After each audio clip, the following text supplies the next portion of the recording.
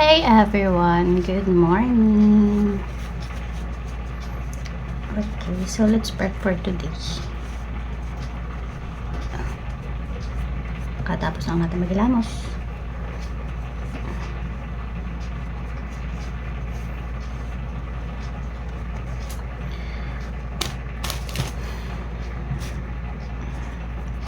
Oh, ano ba nadarama? Huwag nang paligoy. Let's put some moisturizer. In the morning, ito yung ginagamit ko. Hindi ko alam, mas feel ko siya gamitin in the morning. Tapos, actually meron ako yung moisturizer talaga. Pero, I only use this one at night. This one. Super ganda niya. And, yeah. Okay. Tapos, we let it dry for like 3 to 5 minutes before putting sunscreen. Yung ewan ko, yung non-negotiable ko ang sunscreen in the morning kahit hindi ako lalabas. I don't know, sabi kasi nila it's very important.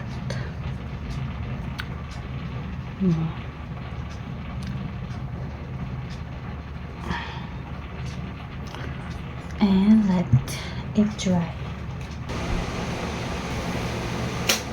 Anyway guys, I wanna share with you. So, just a quick update. I'm almost done with this book. So, ang sabi, there is gold everywhere. Most people are not trained to see it. What does it mean? So, number one, of course, find the reason greater than reality, the power of spirit. So, when we say the power of spirit, it is a reason or purpose of a combination of wants and don't wants. Diba? Like for example, tinanong ka ng ibang tao, ano yung reason mo, why do you want to be rich? Diba? So, you would say, it is a combination of deep emotional wants and don't wants. So, for example, first, the don't wants for they create the wants. What does it mean? So, like for me, I don't want to work all my life. Diba? I don't want my parents aspired for, which was job security and a house in the suburbs. So, yun yung mga ayaw mo. In that case, papasok yung wants. Diba? What do you want? Kasi ayaw mo yun eh. So, what will you do to pursue or para makuha mo yung wants mo, diba? So, of course, you will work hard, diba? Ang sabi nga dito, if you do not have a strong reason, there is no sense reading further. It will sound like too much work. Oh, ano ibig sabihin nun? Without a strong reason or purpose, anything in life is hard. Very true naman, diba? Like parang tayo, diba? We work hard for our family to put food in our table. Bilhin natin yung mga luho natin, makabili ng iPhone 17. Sa mga malalaking sahod lang yun, guys. Pero, ano naman siya? Pwede naman natin makamit yun. Kahit hindi naman ganun kalakihan yung ating sahod, diba? Of course, we will make a way para makuha yung mga gusto natin if we have a strong reason, sabi nga, diba? And number 2, make daily choices, the power of choice. So, sabi, choice is the main reason people want to live in a free country. We want the power to choose. Wait lang. Pupunta tayo ng sunscreen.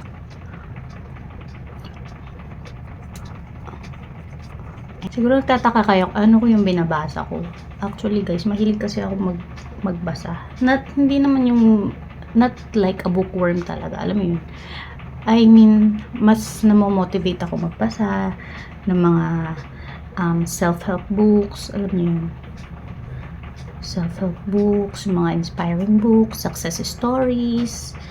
Ewan ko, mahilig ako sa mga ganun. Parang lalo akong namomotivate. Kasi mga motivation books. Ganun. I like hearing also success stories. Like, paano ko, diba? Kahit naman sino siguro. Ewan ko akong sa iba, ganun din. Pero, like for me, lagi akong curious sa mga tao na, lalo na yung mga nilulook forward ko ng mga tao. Paano kaya sila naging ganito? Sabi, baka kailangan ko rin maging ganito, ganyan. If I want to be like them. Mga ganun ba? Diba?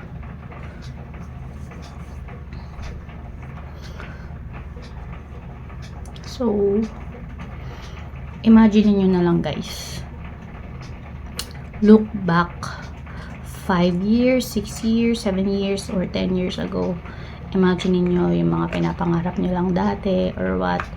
Kung titignan niyo naman, titignan niyo may nagbago ba sa inyo.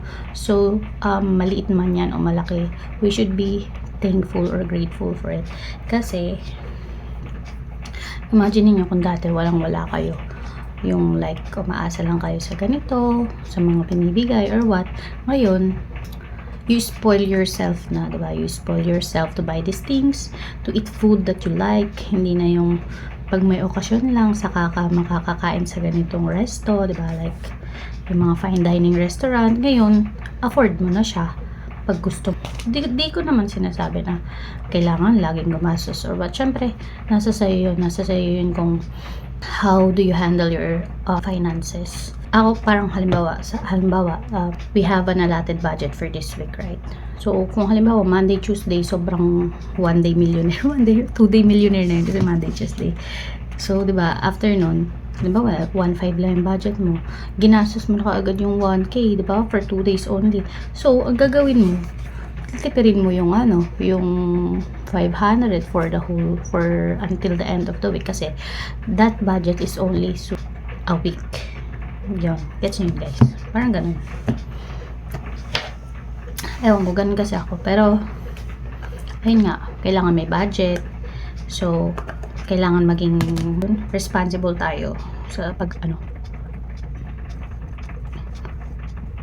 gastos, sa pagiging nepo baby, charis. I mean, siguro naiintindihan naman to ng mga